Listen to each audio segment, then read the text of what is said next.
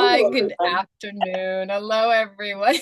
This is Kathy Pickett, and I'm Amanda Holstein, and we're here from Heart Tree Institute, and we're really here just to talk about the full moon. We're here to talk about the full moon. We have this beautiful full moon coming up on March 3rd.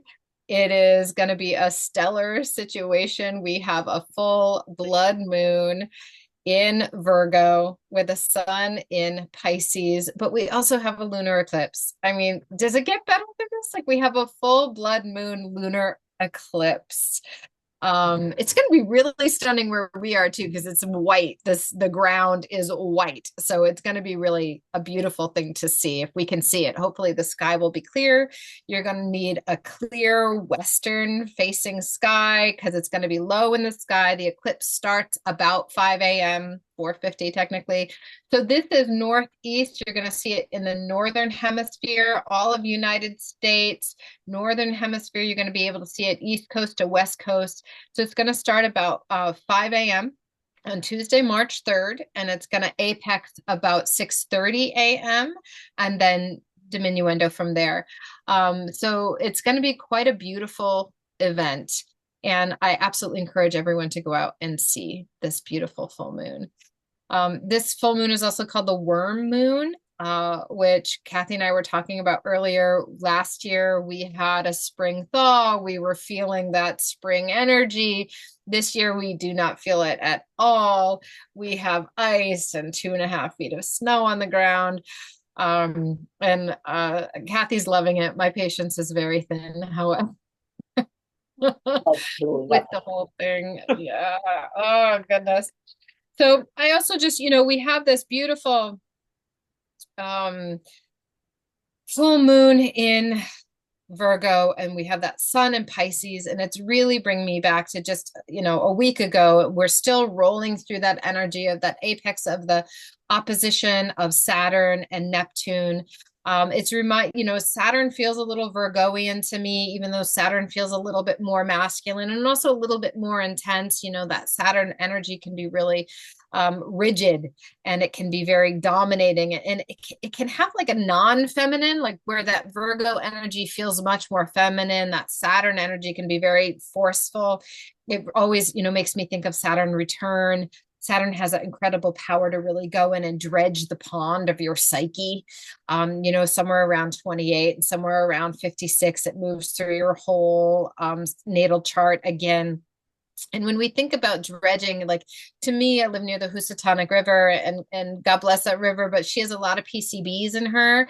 And when they dredge the river, or PCPs, excuse me, when they dredge that river, they go in and they go in deep into the soil, and they pull those toxins up and out, and then they remove them. And that Saturn energy is like that. And I feel like a lot of people are feeling that right now, that kind of deep dredging of old energies, whether it's in your physical body, your emotional body, your mental body, your spiritual body. There's a lot coming up and coming out for people right now. So the anger can be extreme, the sadness can feel extreme, the anxiety can feel extreme. But I think a lot of people in the intuitive world are really getting this sense like, oh, this isn't necessarily what's happening right now. This is coming up and coming out. It feels old, it feels repetitive, it feels like a kind of a reset button. Because when we come in with that Piscean energy and we come in with that Neptunian energy, like, it's as if, we've been building a civilization. It's not even as if, it's like, this is what has happened. We've been building a civilization like sandcastles, for hundreds of years. We've been building this civilization like sandcastles. So we've been diligent, building, building, building, building, building. And that Neptunian wave is coming in, it's coming in, and it's just pulling all of that down. It's pulling all of that down, whether it's government, whether it's money, whether it's religion or spiritual leaders. We're seeing a lot of heads rolling. We're seeing a lot of people fall. We're seeing a lot of people fall from grace. And that Neptunian, this energy is really coming in, kind of tsunami like. I like to think it's a little bit more gentle, even though it's really, really hard. Dissolution is really hard. And then as it recedes, as that wave goes out, then it's leaving all these beautiful little gems on the beach. It's leaving little shells and it's leaving little rocks and it's leaving little crystalline structures. And it might even be leaving little fossils or beautiful things from the sea to, on that crisp, clean morning after a storm and you walk on the beach and there's all these beautiful little things and you feel dreamy and you feel alive and you feel this newness coming.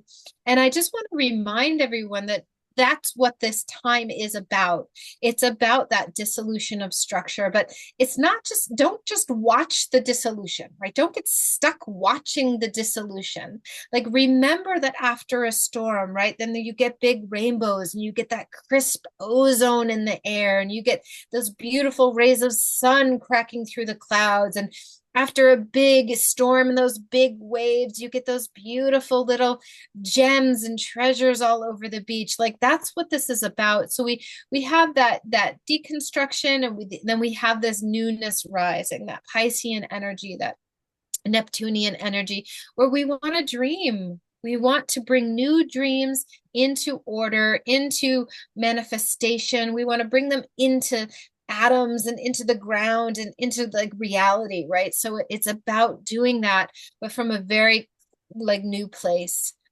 I will say that, get ready because it's not done. We're gonna see a lot of people fall. We're gonna see people that we love. We're gonna see people that we really held in high esteem and high integrity, and we're just gonna continue to see them fall. And I just want to say that when all of that goes away, when that falls and that one falls and that one falls and that one falls, you're really just left going within and you're really going back into your own being, and you have to go back into your own integrity. And this is a time of going in and reevaluating your own integrity as those big waves of emotion are coming up and getting cleaned out, whether you're doing a cleanse or whether you're drinking more water or whether you're starting to exercise more, whatever you're doing to move the body, as you're bringing up that old and bringing it up and out, you're going into your authenticity, you're going into your integrity. And what I want to say, we always say go into the water, right? Every full moon video, we're like, go into the water, go into the water. But I really want to say that right now, like, go into the salt water, right? We have that Piscean energy, we have that Neptune energy. Get into the salt water, whether you're getting into a saltwater bath, whether you're putting a little bit of sea salt in your drinking water for the minerals and for the electrolytes. Use that salt water, use it really beautifully and profoundly to help you through this time of transition and move and change. Water is life. That's where we come from. We come from the water. That's how we grow. That's how we manifested. That's how we became complex beings. And the other thing that I really want to suggest for people is, before you go to bed, when you wake up in the middle of the night, when you get up in the morning, I want you to be your own best friend. I want you to really think loving thoughts about yourself as all of this change is happening in the outer reality, as all is changing in the inner reality. The way to find the most authentic integrity is actually through radical self-love. It's actually the most rebellious thing you can do. It is the most rebellious thing you could do because everybody taught you that's not right. That's not good enough. Don't do it like that. Your whole life you've been told that. And the most rebellious thing you can do is actually love yourself up so completely, so unconditionally. And we have this feeling of separation from people. And I know a lot of people feel alone. And even when you're with a best friend, it can feel like you don't feel quite listened to. Like you're speaking and you're speaking. And then sometimes a friend is just like, have you tried this? Have you tried this? What about this? What about this? And they can get into that energy of wanting to fix you or fix the situation when what you need is to be deeply heard and listened to. But no one else can really ever fully understand you. There is a sense of separation between us, even though we're all one. There is a uniqueness, and we have this deep, delicious internal reality that we can't fully share with someone. It's impossible to fully share with someone, but own it for yourself. Just be like unconditionally loving of whatever arises.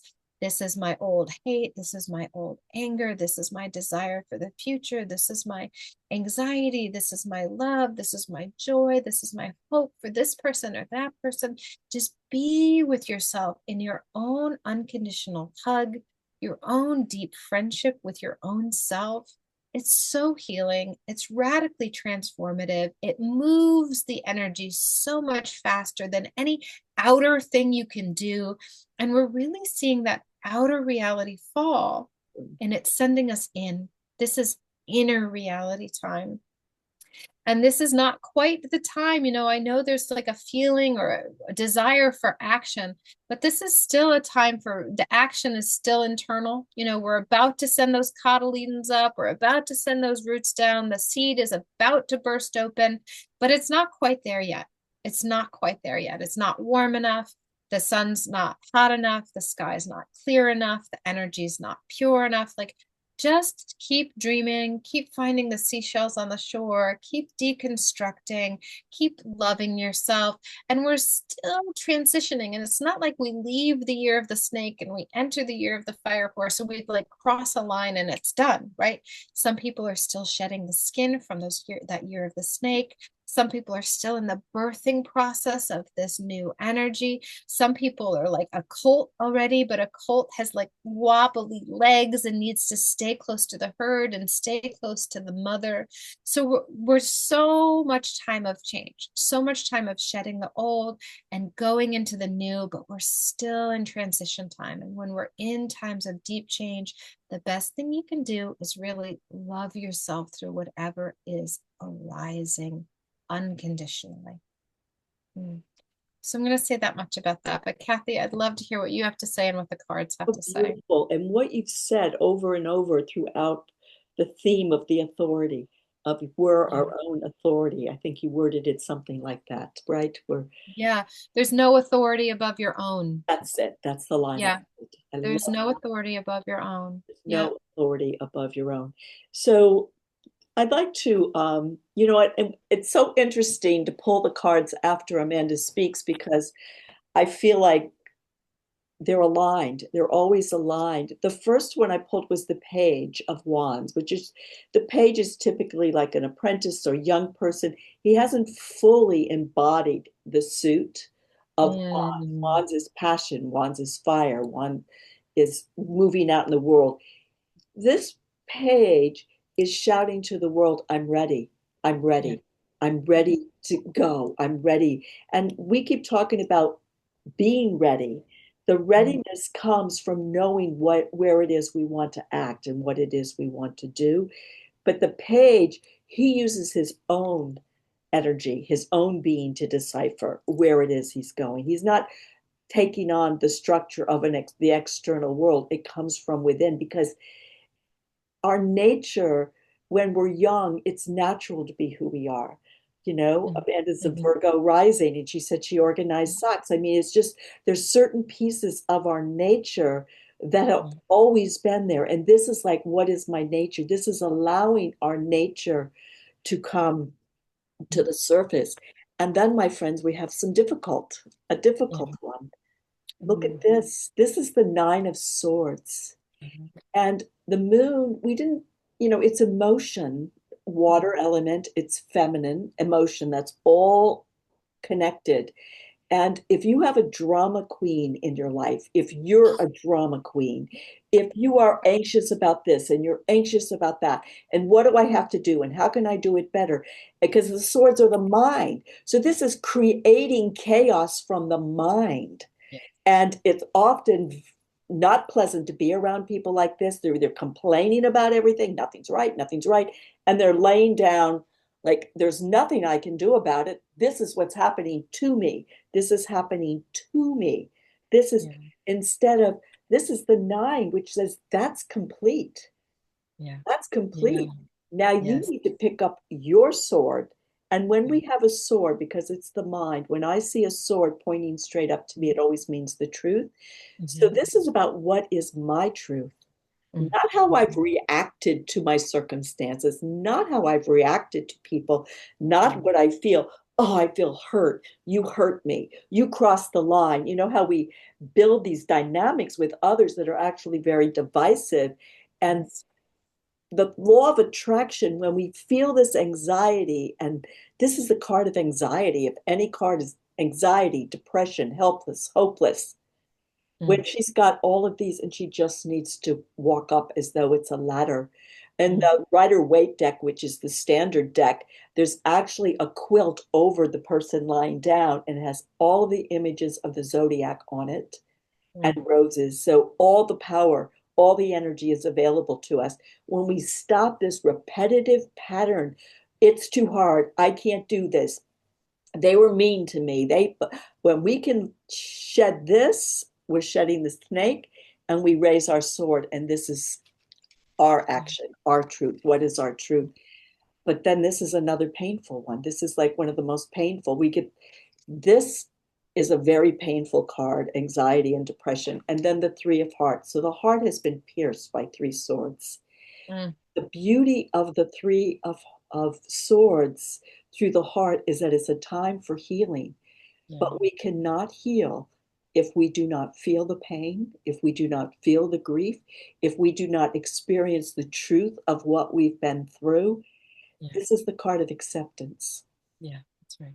This Yeah. is the card of accepting. Yeah. Yeah, that was really awful. That happened. Yeah. But I can move past it. Yeah. And this is the sovereignty that you were speaking of. There's no authority over me. Yeah. When you were speaking, Amanda, about loving ourselves, Yeah. and there's this term that's out a lot now called microdosing, microdose GLPs or GPLs or whatever those are, microdose love. You know, Mm. it's hard to shift from this pattern of anxiety and this is wrong and that's wrong to self love. It's like, how do you get it in? So, a simple thing, just your hand on your heart and breathe. I am. Find a way to go into the inner world, microdose yourself. Yeah. Just this 5 seconds, I'm one with myself. Find a way to be Mm. comfortable with who you are. And when you were talking about our spiritual leaders, some of the great spiritual leaders and government leaders and historical leaders and thought leaders, and how we saw their work and we may have really honored what they did, Yeah. but they're human too. Yeah. You're human too. You're Yeah. human. So Yeah. you're going to feel shame. You're going to feel grief. You're going to feel betrayal. You're going to feel guilt. We will Mm. feel all of those things so that we understand who we are in relationship to the world. When Mhm. we understand who we are in relationship to the world, we make healthy choices. And then we can fire up the page. I know who I am. I Yeah. can pick up my sword. Mhm. This is my truth. And I can accept what is in a loving heart and find space for love within my Yeah. heart. And because those were kind of difficult, I just thought maybe I'd do one. If we're Mhm. able to do this, pick up the sword of our truth, our Mhm. sovereignty, our love for ourselves, and being able to speak and take action in the world when the time is right. Ah, this is another sword. So three swords in a Mm. row. Swords have to do with mind. It's Mm. masculine energy, and it all. So this is she's leaving the shore from where she is, and she's going to a new shore, and she's got the swords in the boat. Mhm. Although probably they'd poke a hole and she probably wouldn't get far. But she puts them before them. She can see them. I can see those swords. I can live with them and I'm moving forward. In many Mm. decks, this shows her leaving one shore to the other. So Mm. this is how we move forward. We can actually literally move forward. And you know, when we think about, am I deserving of love? I Mhm. hear that so often when people Right. are suffering, Yeah. suffering, That's right. because this earth experience has a lot of suffering in it too. Mm. And I promise you, you are worthy Yeah. Yeah. Yeah. because you are a flicker of light that is one with all consciousness, and all consciousness is love, that Mm. it is within you. And Yeah. so microdose a little love for yourself. Just Mm. hold your heart and Yeah. breathe into the Yeah. heart and Yeah. know that that is true. And you will see when Amanda said, you know, when you do this inner work and you're not actually doing anything, Right. something happen, that's when things happen because when you're Mhm. one with your light within and your true dreams and your true passion, and that's what you amplify in the universe, then the universe comes to you and you simply have to wait and observe it. And I know that sounds ridiculous. How is that possible? I Right. promise you Yep. that is how it works. When you let Yeah. go, you accept, open. Mm-hmm. Yeah. And then as those swords arise, you have to oh, I'm in anxiety again.